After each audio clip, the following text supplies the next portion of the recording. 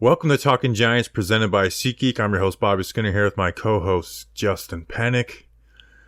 And we are here. Training Camp 2023 is here. We have our Camp Position Battles podcast, where we go through, the camp position battles. Pretty simple. And the Giants signed a couple new players, big name players, in Cole Beasley and James Robinson. Justin, while people are listening to this, I am up in New Jersey. We're going to be at every camp practice. We're going to be at joint practices in Detroit. How are you doing? Camp week, baby. So pumped. So pumped to see our New York Football Giants back in action. And man, let's do it. These signings are, especially, there's one of them that I have, I'm putting a little bit more of importance on than the other. So let's do it, Bobby. Let's talk some Giants. First, this episode was brought to you by some special people. We have Mark Breer, Jason Trossel, Red Yeti, and Tyler Sesti or Kesty. Justin, who are these people? Patreon.com/TalkGiants. That's where those wonderful, wonderful people went. They're hanging out with us live while we're recording this show on a little Monday afternoon show. Camp Battles, that happens once a year. Plus Cole Beasley, James Robinson, we're all talking about it. Patreon.com/TalkGiants. Thanks to our patrons. Appreciate ya. All right, before we get into the camp position battles, the Giants did sign two players, Cole Beasley and James Robinson. And I want to start with Cole Beasley, who is 34 years old now. Played a little last year, right? Like, had a stint with the Bucs, asked for his release. He was on the practice squad. He wasn't getting the playing time that he wanted. Goes to the Bills, doesn't get much run until the playoffs, Justin, where he played 60 snaps in those two playoff games. Was playing about 50% of the snaps. Had a touchdown and a couple big gains. Nothing crazy. Ended up the season with 10 catches, 103 yards, and one touchdown on 91 snaps. Obviously, we know the Giants have had interest for a while, going back to, last camp.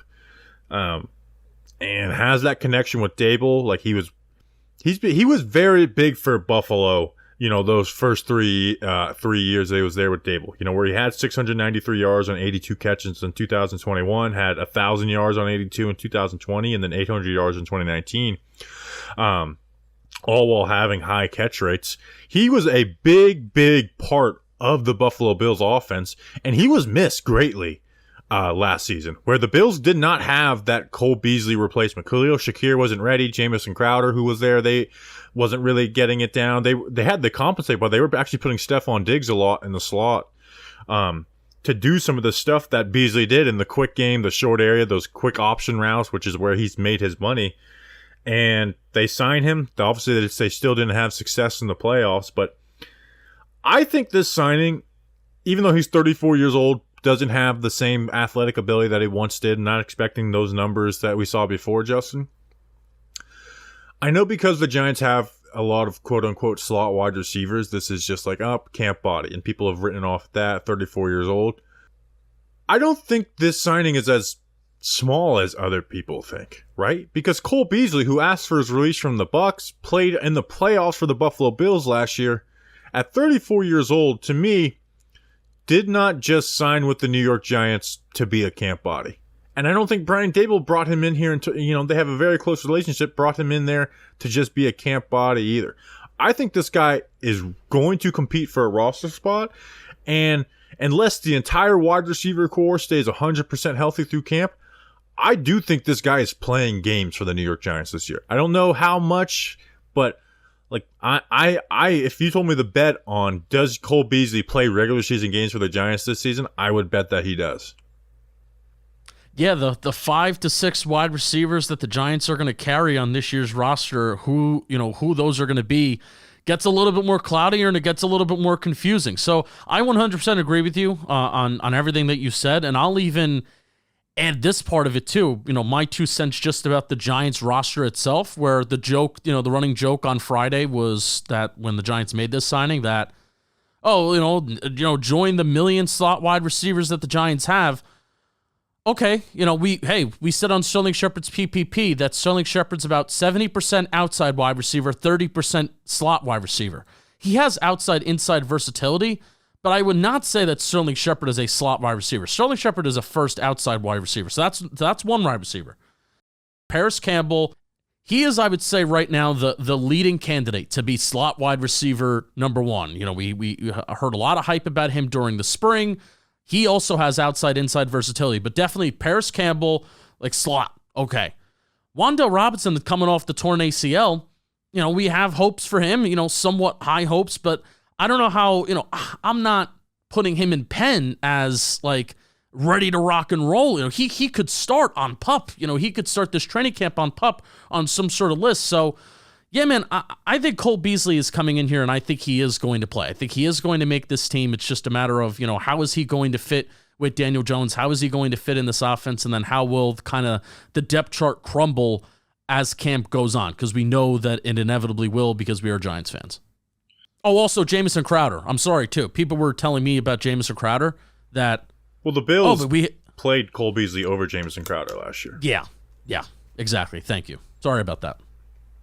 And when the Giants signed Jamison Crowder, I asked our Cover One guys. I was like, "What ended up happening with him?" And they're like, "Yeah, they just didn't really adapt to the playbook and what the Bills want out of him right away." And I don't think but he did. I mean, he did break his ankle in October.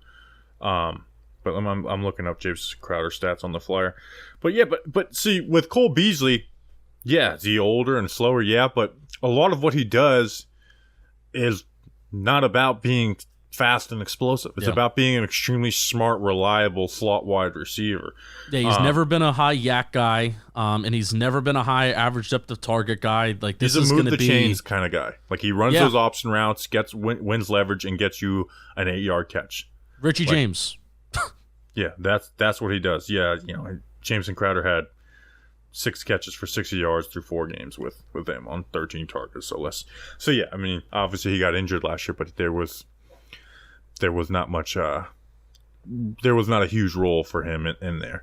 And then Isaiah McKenzie didn't fit the way they wanted. Shakir was still a little young, and so they brought Cole Beasley back and played. Like Cole Beasley played for the Buffalo Bills 50% of the snaps in 2 playoff games last year, and caught a 29-yard pass and caught a touchdown. So.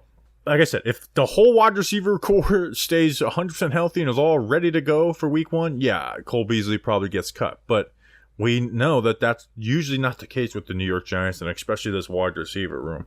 And again, like for a guy who asked from the Tampa Bay Bucks last year to be released, didn't go anywhere until the Buffalo Bills rang his phone and used him in the playoffs.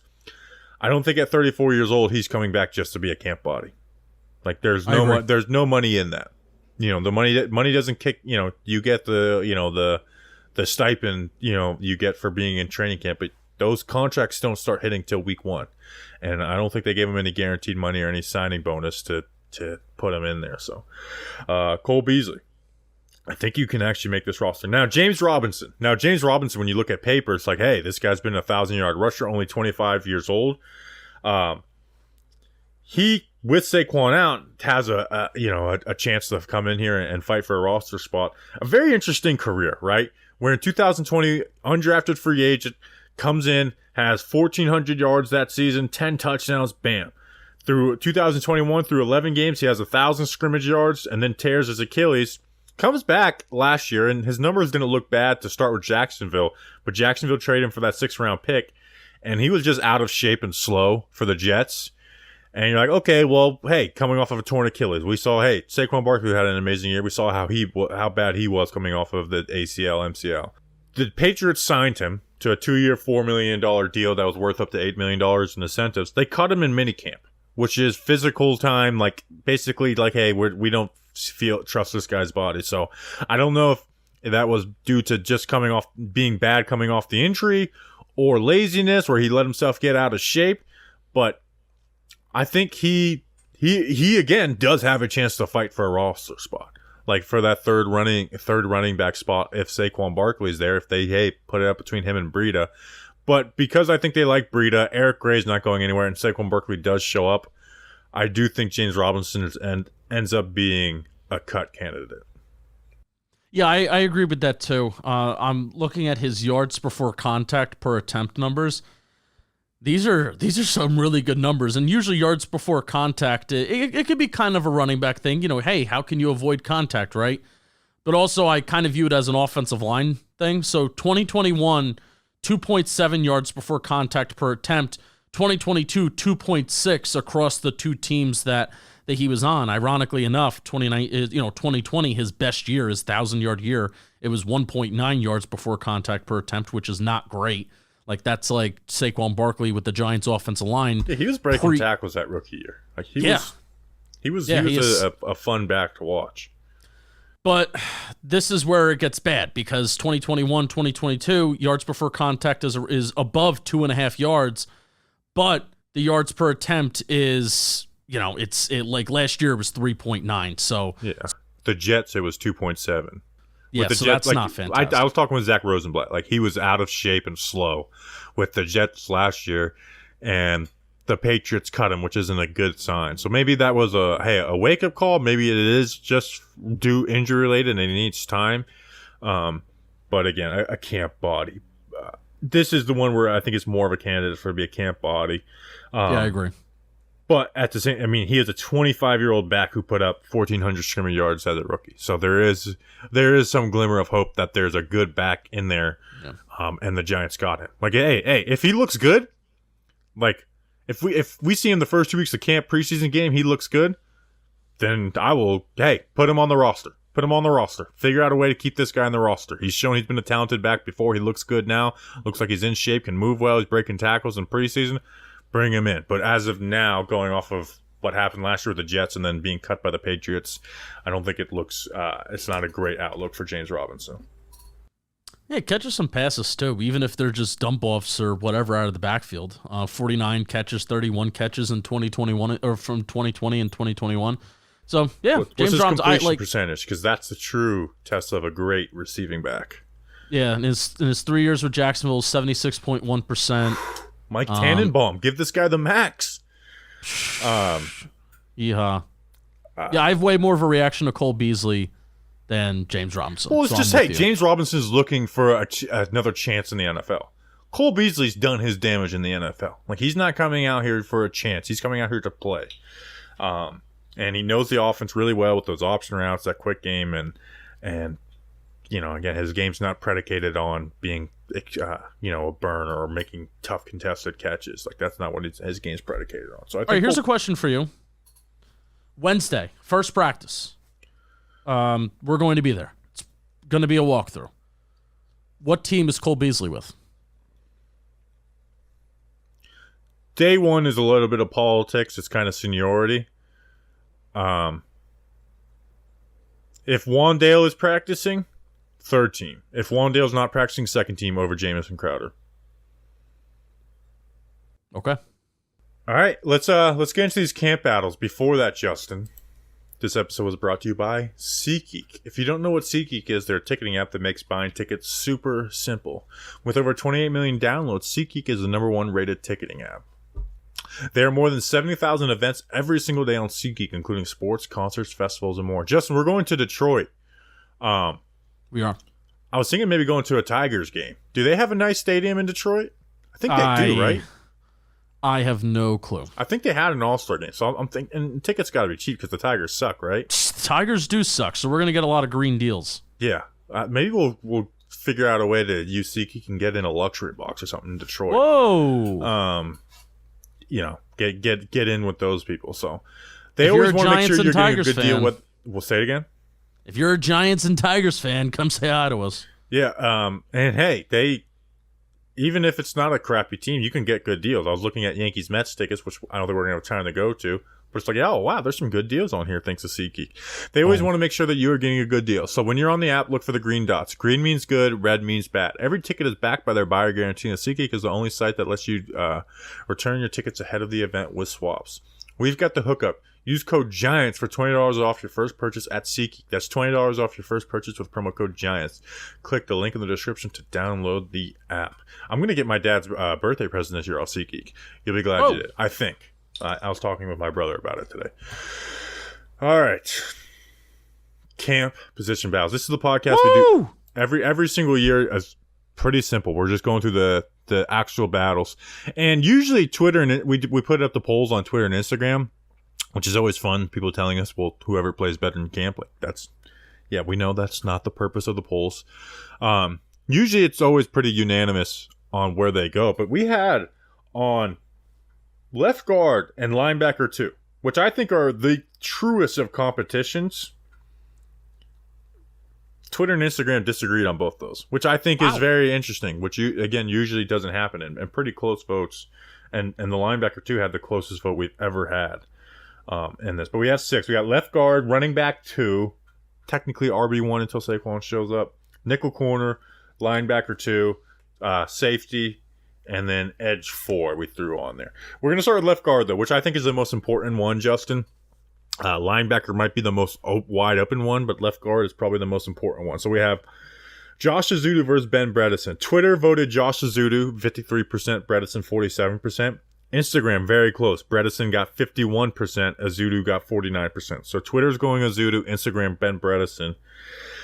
And this one frustrates me a little bit because I think Mark Lewinsky should be in the camp position battle, but it's established that Mark Lewinsky will be starting at right guard and these two will be battling at left guard. And I have faith that Azudu can turn into a player, but this season is about winning games to me, Justin. And guards kind of can turn into year 3 is when they really flourish. I mean, we saw it with Ben Bredesen himself, is when he was, a lot better player year 3 than he was year 2. And that's why I'm going to go Ben Bredesen, because the Giants are in a mode of winning now, and Josh Azudu, you're not losing out on an asset by starting Ben Bredesen over him right now. Mark Lewinsky most likely won't be here next year. Injuries happen, which can, slate guys in. Even if John Michael Smith were to go down, Bredesen's going to center, Azudu's going to pop in there. So it's not like I don't really think it's a big indictment on Azudu. It's just Ben Bredesen was their second best offensive lineman last year after Andrew Thomas. And definitely as a pass protector. And I want to protect the passer. That I'm putting a premium on that this year, and I'm going Ben Bredesen over Josh Azudu. I'm going to go Josh Azudu. And really the only question that I have about Azudu has the recovery, he had a neck injury, right? Which those are always tricky. Has the recovery hampered the time and focus on getting better on technique and getting better as a football player?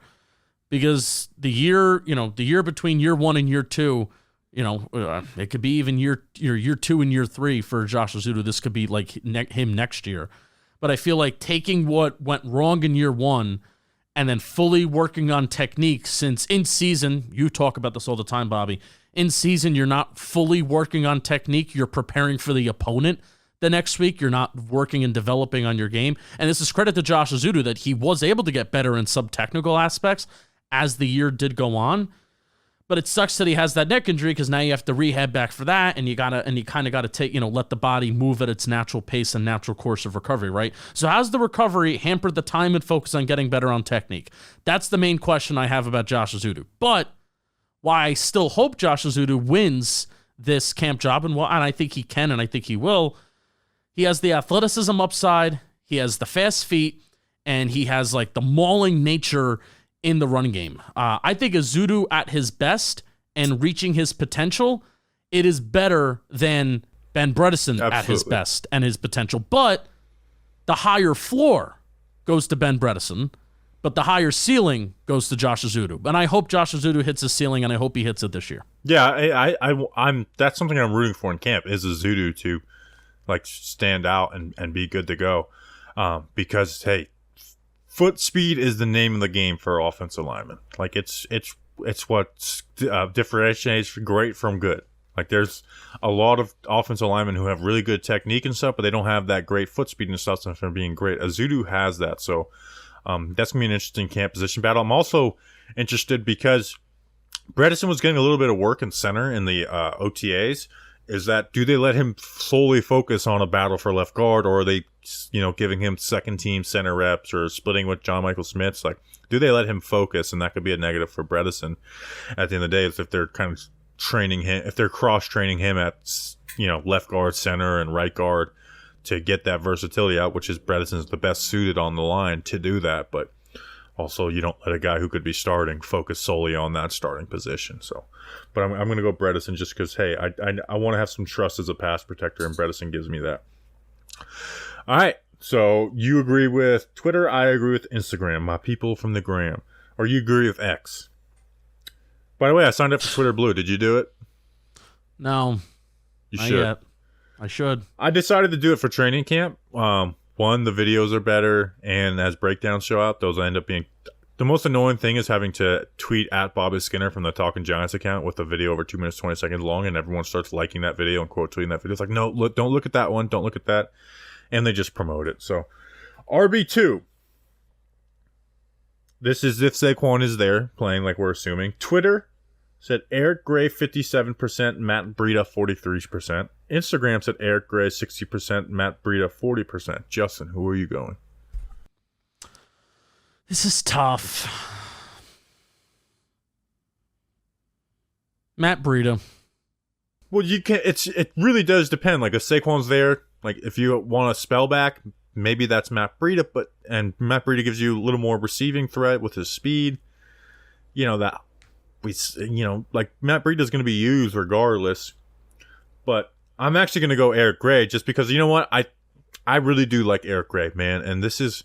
You're going to see in this Camp Position Battles podcast is where when I said I was so happy with day 3 of this year's draft, it's not just being like every fan base like, oh, I think we got some value on day 3. No, I was actually very happy with day 3, and I like Eric Gray, man. And I think if he ran a faster 40 time, this guy is a day 2 pick. And I'm glad he didn't because I got to go to get this guy in the 5th round.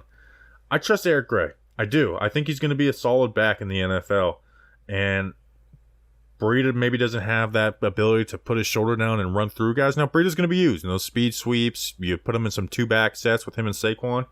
But at the end of the day, I said, if Saquon were to get injured, who do I want to play? It would be Eric Gray. Now, Matt Breida, if I'm giving him the backup running back 7 snaps, Breida probably go over Gray. But you know what? I'm just going to give the guy who I trust with giving volume, and I'm going to go Eric Gray as my guy. Yeah, I just like Breida's speed. Man, this is tough, though. And Breida's produced every year in the NFL when he's gotten touches. You know, he's never been, this workhorse back. But you look at his efficiency numbers, and they are very good every single year. Yeah, and the reality is that if Eric Gray proves to be the RB2 by the time camp ends, like Matt Breida could not be on the team. Who over him?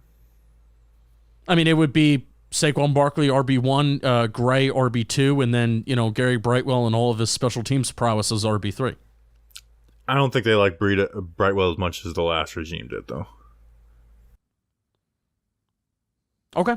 I mean, I hope that it's Gray, Barkley, and Breida as the 3, but I can see, like, if they don't view Breida as a kick return and they view Brightwell as a kick return, or they view Brightwell's special teams versatility, Gray can return. He's also kind of sly. But so is it Gary bad Brightwell. that I want stereo? I know. Well, that's why I didn't like Gary Brightwell returning kicks. Is it bad that stereotypically I just want like one of the fastest guys on the team that isn't so valuable to just return kicks? I don't want slow guys returning kicks for me. Yeah, you care about special teams a lot. I do. Here's the thing: is even if Gray is RB2 and getting more carries than Breida, even after with Saquon on the roster, Breida's going to be used in those 2-back sets. He did in the playoffs, but he did it a lot of other times where you give him the give him the handoffs, and then you fake the speed sweep handoff and give it to Saquon, throw some misdirection. He had a couple, receiving catches that were, 15 yards last year. So Breida's going to get run regardless, and Gray can be a rookie and do special teams and stuff like that. I don't see why not. But I'd say both are on the roster, unless James Robinson, like we talked about before, comes in and just balls out in camp, and then you got to make a decision on him or Matt Breida. But or Saquon doesn't show up, and this is all for naught. But so you're going all right. So we've disagreed on the first 2. Next is nickel corner. Twitter. So I agreed with Twitter and Instagram. You agreed with no one. Twitter went Cordell Flott 71%, Darnay 17%, Aaron Robinson 12%. Instagram went Cordell Flott 60%, Darnay 29%, Aaron Robinson 11%. Even though this is a position battle, I think we should all be in agreement it's going to be Cordell Flott, right, Justin? Yes. This is the guy they drafted in the 3rd round. He got playing time last year. You drafted Deontay Banks and Adore. They're going to be on the outside, Cordell Flott. It should be Cordell Flott. Darnay Holmes struggled last year. This should be it. But I do want to talk about this. I don't know how Aaron Robinson's going to look coming back from his injury. I haven't thrown him away as a player. I have not either. He was going to be the starting outside corner last year, you know? And it wasn't just because, hey, he was the number. No, they moved him as from nickel corner to outside corner because they trusted him more than anyone on this team that wasn't named Adoree Jackson. He is very physical in the run game. We've seen some good nickel corner, flashes from him in his rookie season when he came back. But injury is holding him back so much. We haven't gotten to see this guy play more than a couple games in a row in the NFL, and at different roles. Where Cordell Flott is the guy they drafted. We saw some flashes of good film last year. He's got the athleticism. Worries me a little in the run game, but I'm going to go. I think Cordell Flott is the easy answer in this. When do these websites update their weights? Never. Never? Yeah, I mean the team roster can, but yeah, again, you don't always want to trust team rosters either because they can inflate stuff. Yeah.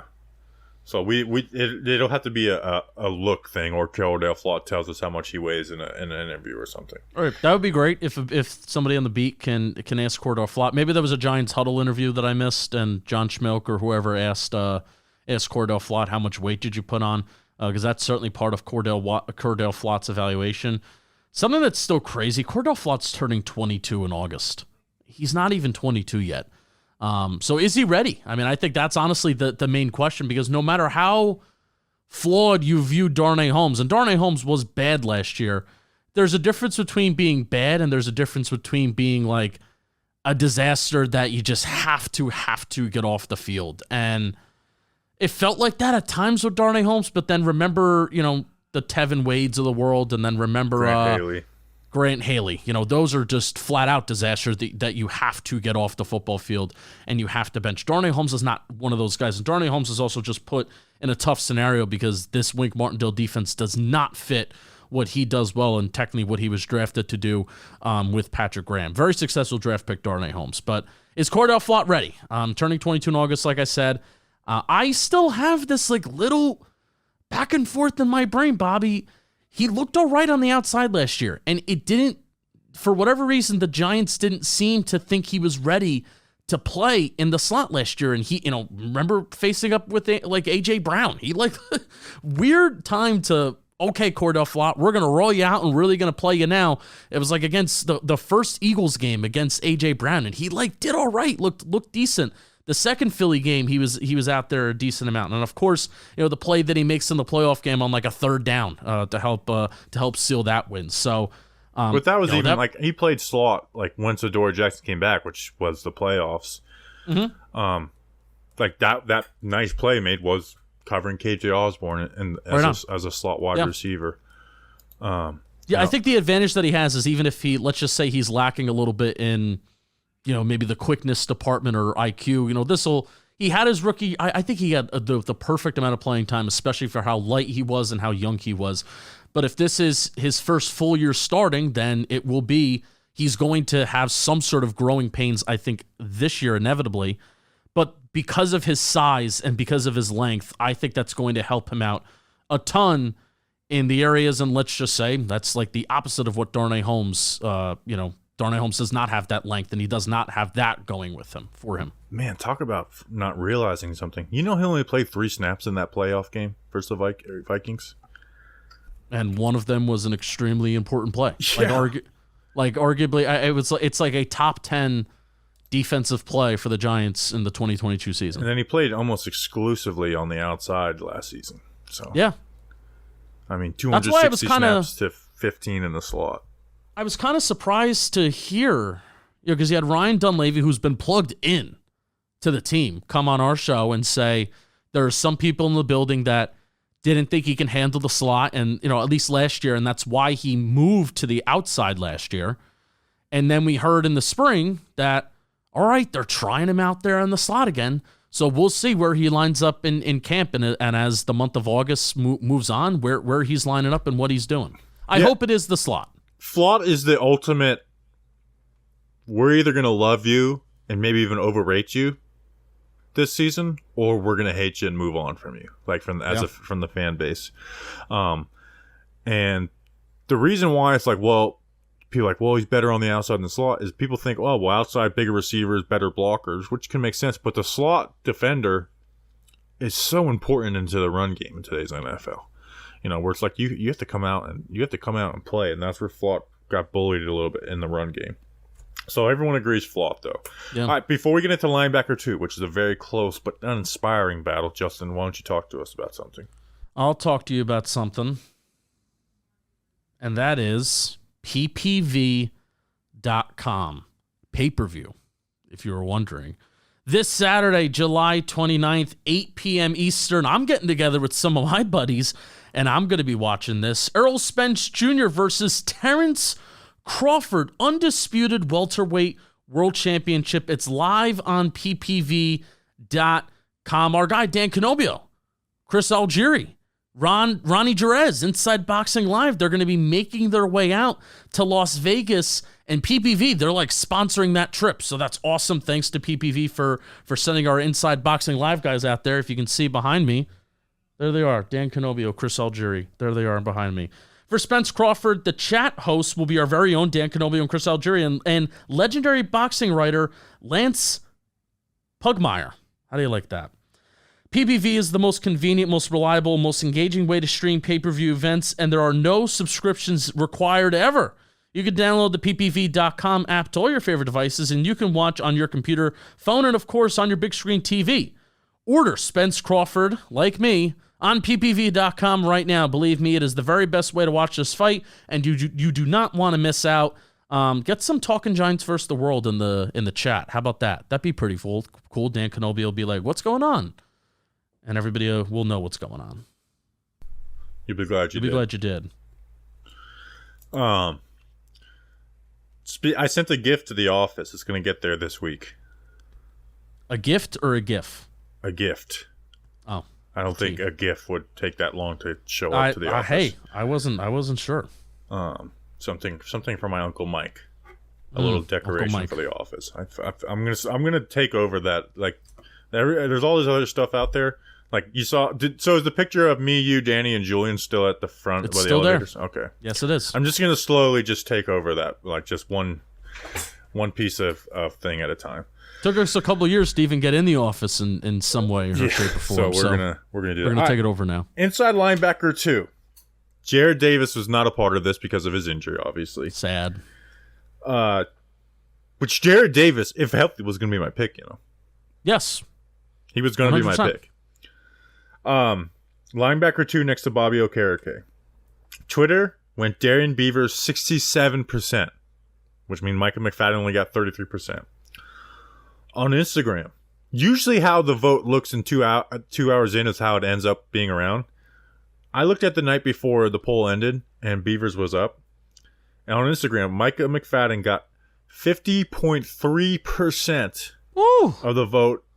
Beavers got 49.7%. That's a huge discrepancy. Justin, Beavers falls into the category where it's like, I want to give this guy a shot. I'm excited. I liked him as a draft pick. He's probably, I thought, was maybe the second best value on day 3 after Daniel Bellinger last year. But also, he is being extremely overhyped. Extremely overhyped over a preseason game. In a preseason game where I thought Mike McFadden actually played better, but he didn't have the big stop on a screenplay. Coming off of that injury, I'm going Micah McFadden. I think Micah McFadden will look like a better player next to Bobby Okereke. He had an interview with the NY Giants rush guys and talked about how, hey, I need to get better into my drops and getting the coverage, which he really did. I think he probably dealt with some confidence issues playing next to Jalen Smith.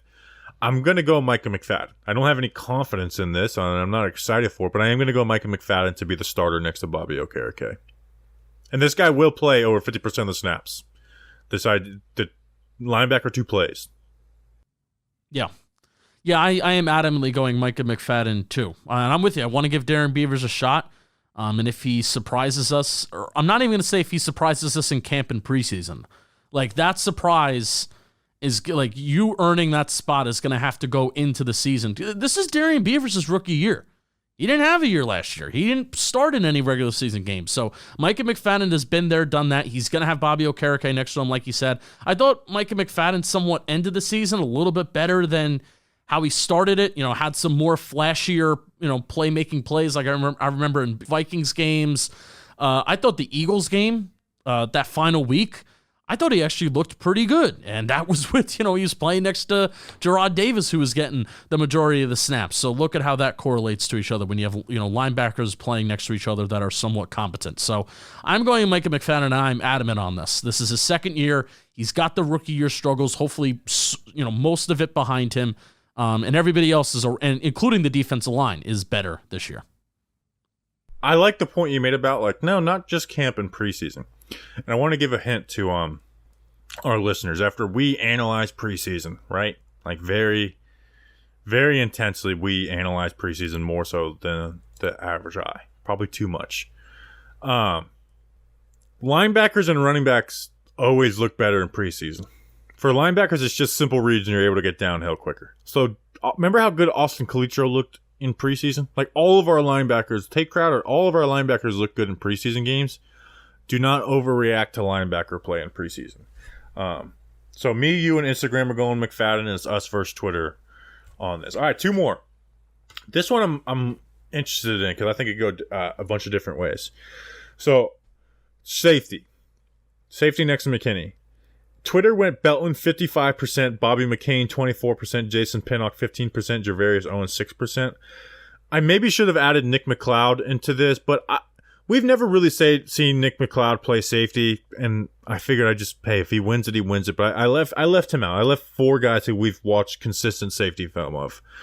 And then Instagram went Belton 46%, McCain 33%, Pinnock 11%, and Owens 10%. So basically the same, a little more for McCain, but both Belton won out. Who are you going for this one? Because I feel like this one could go.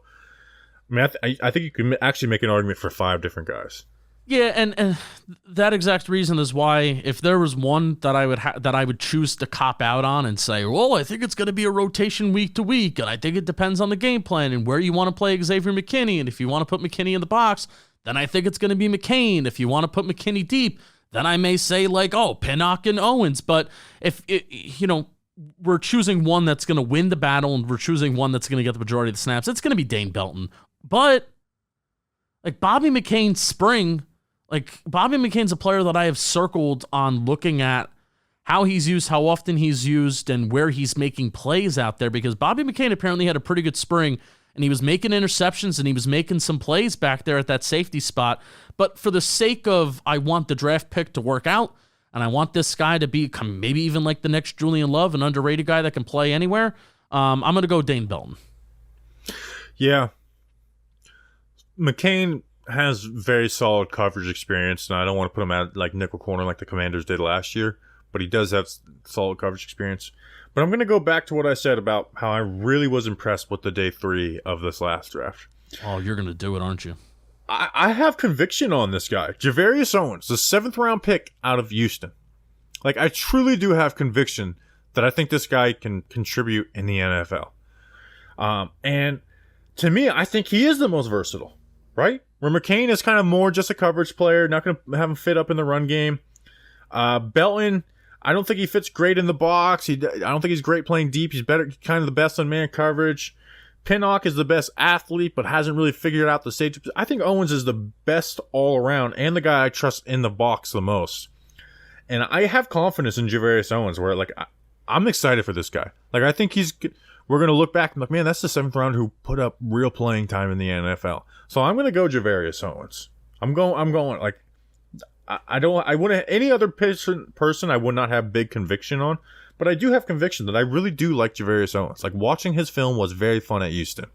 And I know the NFL is a different game, and the thing that worries me about Owens is he was a fingertip away from so many interceptions, and it's well, if you're half a step late in college, you might be 2 steps late in the NFL. That's my worry with Owens, but I thought just his film, man, was pretty impressive, and I'm going to go Javarius Owens as the starter, and I feel comfortable with him playing up in the box and in the alley. All right, the most boring one we'll finish off with. Edge 4. Twitter. So Jihad Ward's Edge 3. Obviously, Kayvon and Aziz are starters. Twitter went O'Shane Ximines 49%. Would you think in 2019 we'd be doing edge 4 position battle? O'Shane Ximines. Timon Fox got 26%. Ellerson Smith got 13%. And Habakkuk Baldonado got 12%. On Instagram, O'Shane got 64%. Timon Fox got 15%. Ellerson got 11%. And then Ahab got 10%. I hate this, but I'm just going to go O'Shane. No. You know who I want to win this, though? Well, I mean, I'm going to pick him. You're going to pick Ellerson Smith? No. We've never seen Ellerson Smith play consistently or practice consistently. So, like, and he was like a high ceiling pick where it's like, Ellerson, please, for the love of God, win this battle because nothing else is exciting here. But I'm just going to go. It's a boring answer, but I am going to agree with Twitter and Instagram. I'm going to go O'Shane. Win it. Be a champ. Have a preseason. Have a camp. Habakkuk Baldonado. Yeah. I mean, he can defend the run. To me, I think he's got the body to do it, the strength. But he was so inconsistent as a UDFA, where there was so much like good flash and stuff. And if you look at their, I mean, like if you just want to compare college film, like all of these guys' film was better. Including like Ellerson Smith. Well, Ellerson. I mean, yeah, Smith. Ellerson put big numbers. Now he's really bad in the run game, so had him there. This is gonna sound. I know the point that you're making, but I don't even care about college film at this point. I think Baldonado has the NFL body, and I think he can be better. He's not. I'm not gonna say he's already better than O'Shane Ximines. O'Shane Ximines has been around the run of the mill.